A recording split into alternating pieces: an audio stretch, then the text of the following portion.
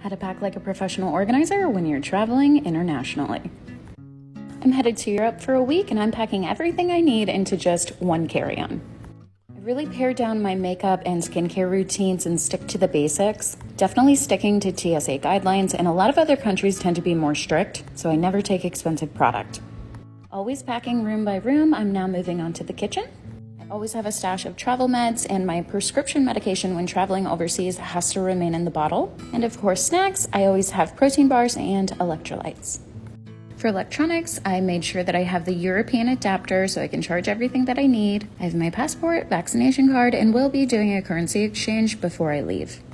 I checked the weather. It's going to be a little chilly, so I'm bringing a combination of leggings, jeans, and a few dresses. To save space, I wear as many layers on the plane as I possibly can. I'm maxing out my space the best I can by doing a combination of rolling and also folding the items. It's kind of like a Tetris puzzle. But the key player are the compression packing cubes. They are a game changer. They keep everything really organized while on the trip, which I love. Everything's in, and I'm ready to go.